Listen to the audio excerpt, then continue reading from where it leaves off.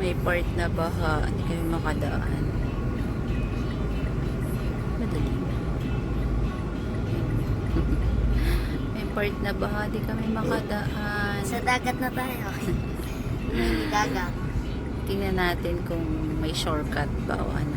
Kasi yung mga malalaki, yan, nakakadaan sila.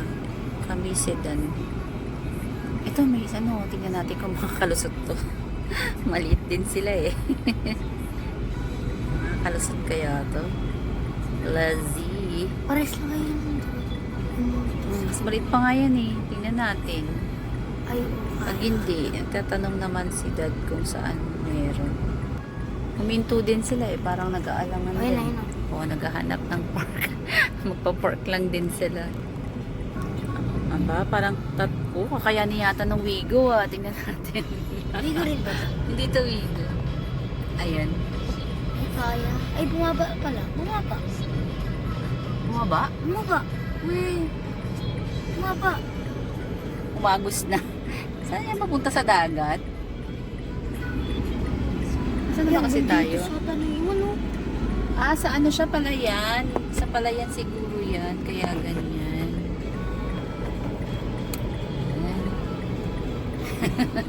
Puno na ng tao. Nakadaan naman yung ano. Wigo. Nakadaan yung Wigo. Ayos pa kaya siya pagkatapos siya dumaan doon. Oo. Ay, naka-lord.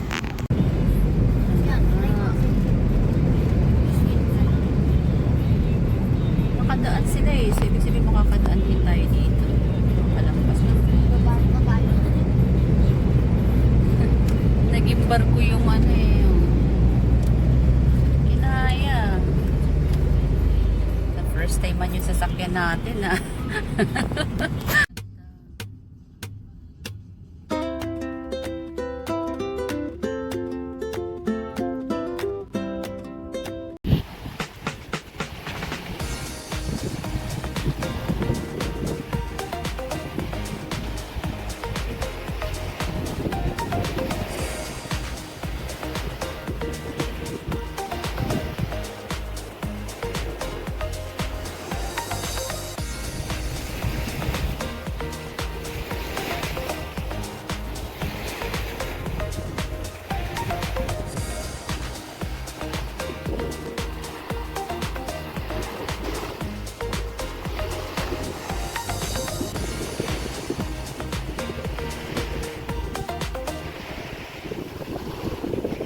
Happy Sunday.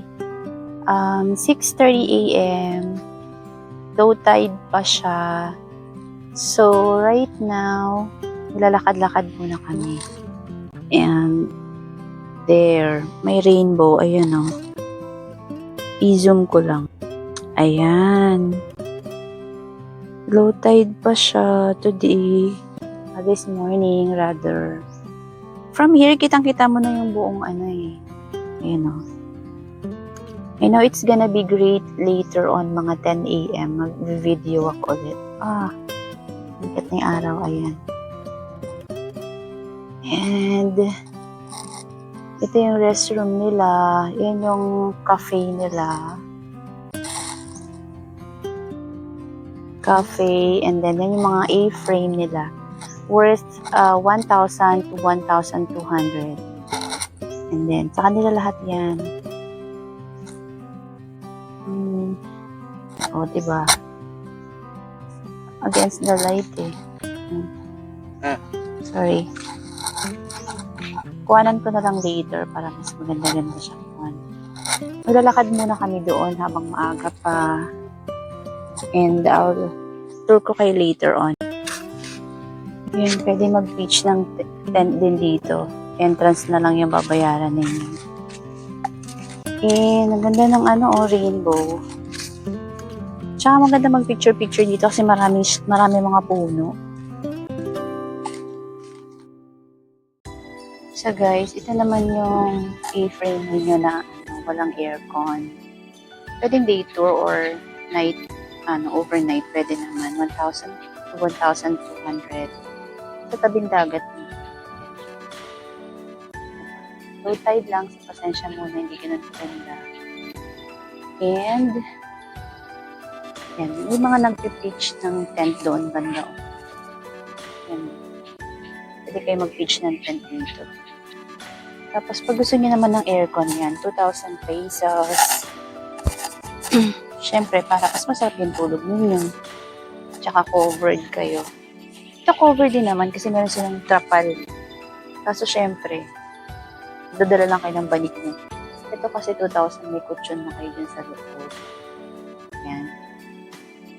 May cafe over there. Tapos may public CR din naman. Kasi siyempre, walang CR yan sa loob. Ayan.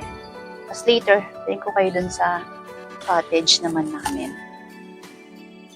Ito naman yung parang store nila. Here. That's your Firefly Cafe. Here's your restroom, guys. Public restrooms. Doon kayo pwedeng, yan, restroom yan. Pwede kang dumumi dyan. Doon naman magsha-shower kayo. There. And there's your A-frame, yung air condition na A-frame. Yan. That's the open A-frames. So, this is our cottage. For 5, and this is only 3,500. Nandito kami malapit sa bonfire. At may duyan. Yan, tubig na yan dyan.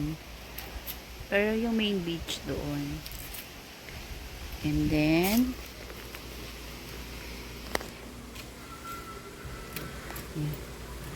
number 6. Medyo pinasok na namin yung gamit. So, yan na.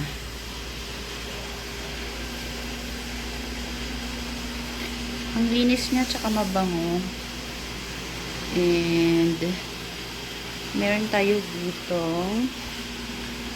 Diyan yung mga gamit. Closet area. There. Tapos, meron kang table and chairs. Malaki yung aircon, so kaya niyang palamigin yung area. There. King size yung bed and then extra mattress. And then, malaki din yung CR. Here is the CR. May siya.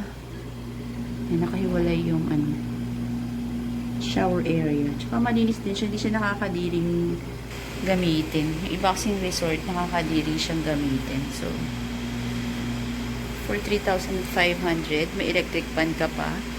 You have your TV and this huge bed space. Tapos sa labas, nature. Nature. You have your own bonfire area.